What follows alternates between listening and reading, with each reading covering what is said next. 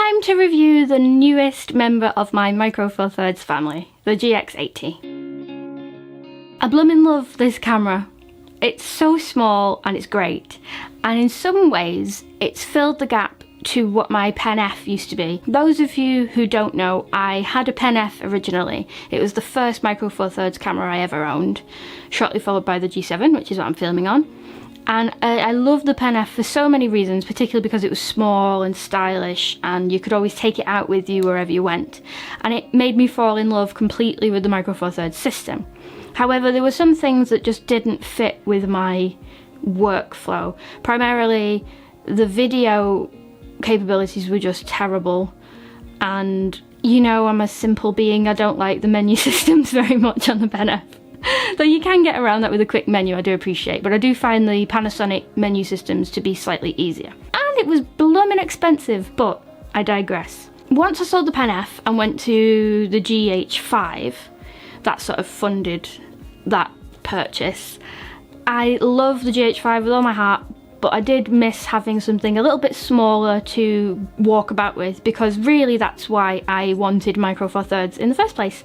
I wanted a really high quality camera. Camera one.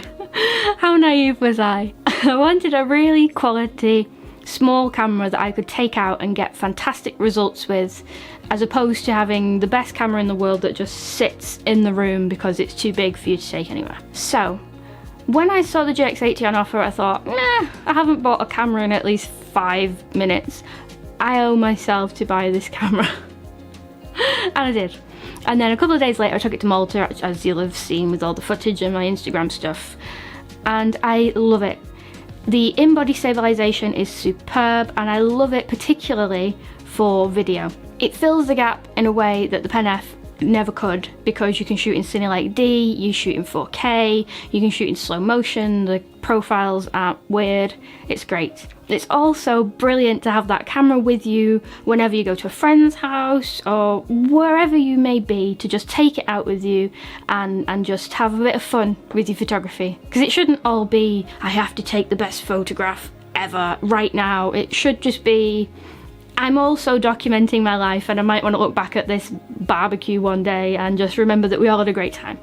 So it's a camera for that. It's a camera for sticking in your bag or your pocket and forgetting about and taking out whenever you need it. It's not perfect, and for my setup it couldn't be the only camera that I own because it doesn't have the mic input, and that's my main criticism. I could have got a more expensive similar format camera like the GX8, but I didn't have enough money. And to be honest, I don't need something that high end because I do have my GH5 already, so this was really just to fill a mid-range gap in my lineup. I'm usually not the biggest fan of stock lenses, but I have to say the stock lens that comes with this is awesome. It's so tiny, it packs down really small. It's not the fastest in the world, but the stabilization is really good. With the lens and the body, you do get dual stabilization, so it's great. I would recommend getting the lens. It's super cool. That's my professional opinion. It's super cool. Panasonic are not really known for making pretty cameras, let's be honest. That's always been Olympus's bag. And the GX80 tries its damn best, bless it.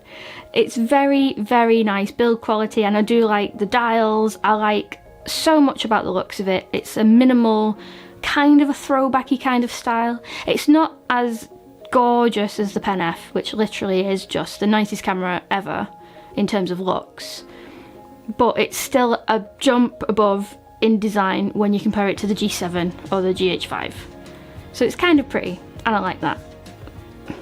Not gonna lie, I do like that. It's a perfect setup with the Crane M, as I've mentioned in several of these videos now. You're probably bored of me mentioning it, but having a small camera with stabilization in the body and the lens and the crane makes for really smooth footage. I mean, unless you're doing super slow-mo, I bet if you had a Crane M and a GX80 shooting 60 frames a second versus a Crane 2 and a GH5 shooting 60 frames a second, I bet you wouldn't be able to tell the quality of image in terms of how smooth it is. You may get more dynamic range out of the GH5 because it has a better sensor, and also you can shoot in Vlog, but I reckon there wouldn't be that much between them. And in terms of size and more importantly cost, that's a huge cost difference for those two setups, and I think they could achieve very similar results if you know what you're doing. Those are big words. I may regret those words. I might have to prove myself wrong. But I do really like the Crane M and the GX80. If you want that kind of setup to go for travelling or to document your family or whatever, you literally cannot go wrong with it. It's awesome. And you could get the price of both the camera and the lens and the Crane M for less than the price of a GH5 body only. Bonkers. For street photography and for those times where you want to be a little bit more subtle, the GX80 is the bomb. You can be a complete ninja with it, and I do like that. I like to sort of be able to document things without interfering with what's going on, particularly if I'm walking around cities or, you know, anytime you don't want to be like pegged as a photographer. I also like that even though it's so small and so cheap, you still get all the great benefits of being able to stick it on a GorillaPod or on your camera bag and shoot time lapses, stop motion, and all kinds of cool features that you know and love with Panasonic. The time lapse feature I use all the time whenever I'm away. It's great to just pop it down, leave it running and forget about it for half an hour, and then you get some cool results. Bang for buck, I think it's blooming brilliant. I think we're so spoiled actually by how many features and what kind of quality of camera you can get for the price nowadays.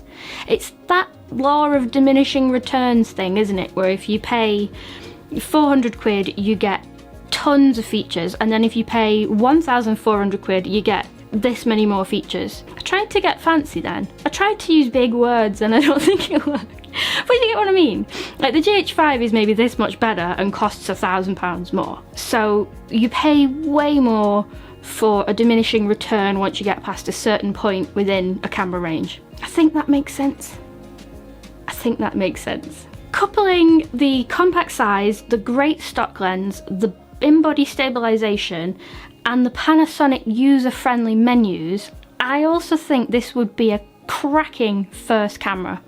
Absolutely brilliant. Imagine, you know, you can get a cheap camera like this, you can take it out everywhere with you, you've got a stock lens which will cover most situations, you can do time lapses, stop motion, you can do focus, stacking, you can do built-in panoramas, you can shoot in RAW, you can edit your photographs in the camera and make them monochrome or whatever. It's crazy. If this was someone's first camera, they could get really good results straight away without breaking the bank. And you could even get pretty good at video as well, because you do have the stabilization and 60 frames a second in HD. And aside from a mic input and a flippy screen and weather sealing, what more can you ask for? So there we go. Those are my thoughts on the GX80.